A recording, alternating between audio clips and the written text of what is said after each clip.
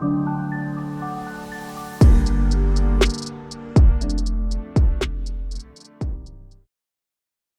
my name is Goddess Fiori. Welcome back to my channel. Today I'm going to be talking a little bit more in depth about what I do as a financial dominatrix, because I recently had someone ask me this question and I realized that there might be a lot of subscribers on this channel who don't really realize what I do as a financial dominatrix. Being a financial dominatrix, there are many different subs that I deal with and types of dynamics that I have with my subs. My absolute favorite subs are the subs who are truly interested in improving my life and making me happy, and knowing that they're contributing to a power that's greater than them and they don't expect anything in return. I have subs that will just throughout the week will send money to me, and they'll sometimes message me, sometimes they won't even message me, and they'll just let me know that they sent and that they maybe sacrifice a little bit of their grocery list or worked overtime specifically for me to fund my life. And these are my favorite submissives because they understand that they are funding my lifestyle. They are paying me to exist, essentially, and they don't expect anything in return. Now, if you're a submissive man who watches my content and you find my personality and or my looks intriguing and you want to be under my control, this is definitely an option. And if you're someone who watches my content, you just want to support me and improve my life, you can serve me, like I just mentioned that the subs do serve me. But if you want more interaction, that's always an option. You have to remember that I am obviously a financial dominatrix, and any interaction that I'm engaging in is going to cost money. And financial domination is considered a luxury kink. Different DOMs expect a different amount of tribute for different interactions. So it's very dependent on the dynamic and the DOM that you are serving. Even the amount of tribute I expect from different submissives may be different. So one interaction for one submissive could be a total different tribute requirement than for another submissive, depending on how much energy they take for me to interact with them, how obedient they are, and just how much, like I said, just really how much energy I'm having to put in to interact with the person. I might charge more if they have a hard time following directions, or if they require a lot of training. Those are all reasons I might be requiring a higher tribute for some submissives than others. And that is totally normal and okay in financial domination. It's not a transactional relationship. It's not like you're paying $5 for a custom photo or 25 minutes per this. There might be some things that have a general rate, like for a video call or a session, there is kind of a flat rate that I charge. But even with those, there's going to be additional tributes required. And as I get to know a submissive, I might charge more for interaction with that specific submissive than others. Now, if you're the type of person who thinks he's a submissive, but really you're just putting your wants and needs out there and you're not genuinely interested in serving me or what my desires are, then I am not the Dom for you. I consider this type of person more of a fetishist than a submissive, because in my opinion, a true submissive wants to serve a Dom, but there are many men out there who just have submissive kinks and they're not actually looking to serve a specific Dom. They kind of are just browsing around looking for any dominant woman to satisfy their kinks. And that's what I would call either a kinkster or a fetishist. I am not opposed to working with kinksters or fetishists if they are, one, very respectful of me, and two, are willing to pay the tributes that I require. I do not negotiate. I do not bargain. The second someone starts trying to bargain with my tribute requirements or negotiate, then the conversation will be over. Because being a dominatrix, you are under my control and I expect you to send the tributes that I require. And if not, then you need to find someone else who is willing to negotiate with you.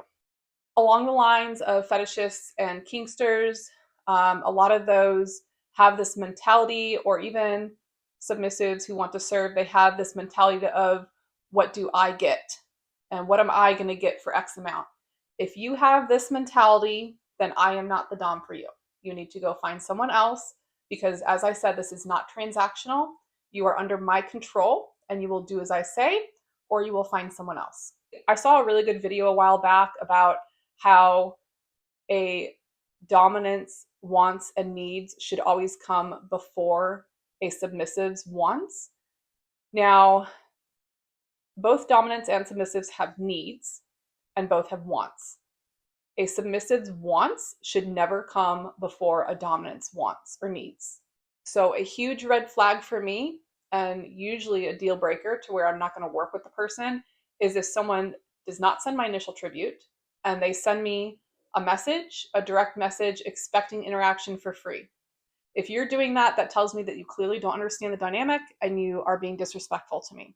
So this is something to think about before you approach a dominant woman, meaning before you message them directly or try to have one-on-one communication. You should have sent the initial tribute and prove that you have sent the tribute. So you send a screenshot of where you sent the tribute before you reach out. If you're not willing to do this or you're not ready to do this yet, then I suggest you don't reach out until you are ready. I've had submissives say that they are going to send to me, they're going to send to me on the first of the month. Then you have no business reaching out to me until after you've sent. There is no reason to reach out to me if you have not sent my initial tribute. It's very disrespectful and it makes you look really bad. And I'm a lot less likely to even want to interact with you at that point. So I do offer lots of different types of dynamics. I kind of classify them as either short-term dynamics or long-term dynamics. Short-term dynamics would be things like a session or a drain. Drains are more for pure financial submissives who really get a thrill out of the act of sending money. So if this is you, then a drain might be your thing, and drains can last anywhere from a few minutes to a few days. And they start when somebody starts sending, and then they end when the person reaches their financial limit or if they just want to discontinue the interaction. Drains are a little bit more spontaneous. You can basically just approach me at any point, obviously after you've sent tribute, to do a financial drain. The drain begins when you start sending. I may request certain amounts depending on the platform that we're using, or you might start sending me certain amounts and I might be requesting tributes as we go during the drain. A session is a little bit different in the sense that it is more planned. So it's something I like to plan ahead of time, especially if I'm doing video replies or photos. I need to have those kind of organized before we start the session. And a session is a pre-designated amount of time. So anywhere from 10 minutes to it could be hours, but I do charge per 10 minutes or per hour for sessions. And that always needs to be paid up front before the session begins. When I do a session, you have my direct attention for the full amount of time that we've agreed upon. So if it's a 10-minute session, you have my full attention for the 10 minutes. There's no taking a break and doing something else. You have my full attention for that period of time. With a drain, it's, like I said, more relaxed. You just kind of come and go. I might be at the gym and then, respond after I get out of the gym, stuff like that. It's not really like a set amount of time that you're interacting for. During sessions and drains, I almost always require additional tributes during that time. So besides the amount that you're paying for the session amount of time, I will be requesting tributes on top of that. And of course, drains, there's always tributes. That's the whole point of a drain, is there's several tributes, and usually it escalates in amount. I might start with a smaller amount and then keep going. I'm always willing to respect somebody's financial limitations. It's always a good idea to tell me ahead of time what your limit is. Sometimes I'll ask, but it is really up to you to make sure that you're staying within your financial limitation when doing a drain or a session. For more long-term dynamics, usually that looks like a weekly tribute. After 4 weeks of consistent weekly tributes, on-time payments, then I consider someone for either a debt contract or ownership, depending on what kind of dynamic they want going forward. Because I've had a lot of people have trouble sticking to a debt contract, I no longer do debt contracts with new submissives. You have to have sent weekly tributes to me before I'm willing to set you up with a debt contract. And essentially, a weekly tribute is what I would be doing in a debt contract anyways. I just don't take the time to write out the full formal debt contract when we're doing that. So it's still the same dynamic. It's still a weekly tribute, but there's no formal contract until you've made the first 4 payments on time and you've been following through with the tasks or whatever instructions I've been giving you during that time. I'm not going to discuss specific pricing in this video. You can always message me if you would like the pricing for my sessions or my weekly tributes with interaction, but I do have a general amount that I charge for 1 or 2 interactions per week, and then there's a minimum weekly tribute for daily interaction. So with both sessions, drains, or the longer term dynamics like the weekly tribute, debt contract, or ownership, I like to figure out what a submissive's kinks are, what type of things they have interest in. And obviously they have to align with the things that I'm interested in if I'm going to interact with someone. And it might involve things like slave training, sissy training. It could be various tasks that I have you do, financial tasks, humiliation tasks. It could be a wide range of things depending on your kinks, how much you enjoy humiliation, that type of thing. All those kind of contribute into what actually happens during the session and the dynamic going forward. I am open to hearing the things that you're interested in, and I will ask, but you do not need to fantasy dump onto me. You don't need to tell me everything that you're interested in without even being asked. This is a pet peeve and a red flag. You are to wait until you're asked before you give me that information.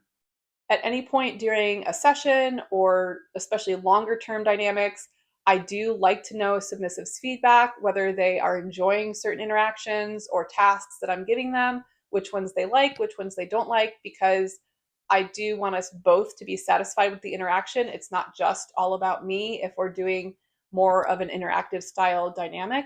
So feedback is really important. And I do find a lot of submissives have a hard time communicating what they like and what they don't like. And it's very important to do so.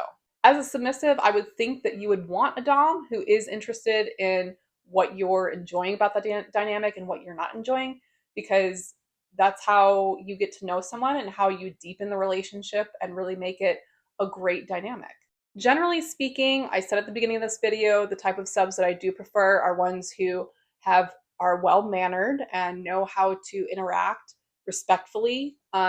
I am not really into brat taming. I'm not into submissives who push back with boundaries or instructions that I give them. That's not really my thing. I do expect my submissives to be well behaved and open to instruction and respectful at all times. So if you're someone who's going to try to push boundaries or who is going to not follow instructions to try to get punished and that type of thing, then I am not the dom for you.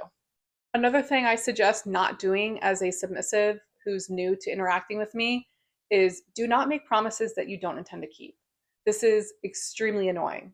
If you're going to do something, then just do it. Impress me with your actions, not your words. Words are cheap, they're meaningless, and a lot of men just get excited. They get satisfaction by just saying things that they want to do. And when you're doing this, it's disrespectful. It is makes me not trust you. As in any relationship, trust is earned. And once you break trust, it can be very hard to repair. I recently had a sub a few weeks ago who started off as such a gentleman. He was very respectful, complimenting me. He was sending on his own without being told. The dynamic started off great. And then after a few weeks, we had done a video call and we went over on the time. And before the video call, we had agreed that if we went over on the time that he would pay the difference. When I requested the amount for the difference after the call, he at first said that he was going to pay it. He also promised to pay to reimburse one of my monthly bills. And he said he would do it in a few days. And then when the time rolled around, he said that he changed his mind and he was not going to do it. And he even had the audacity to try to tell me how to spend my money. In this kind of situation, someone that does that, who says they're going to pay for something and then turns around and changes their mind or ghosts me before a payment is due, I will likely never speak to that person again. My energy and my time are valuable, and my trust is valuable.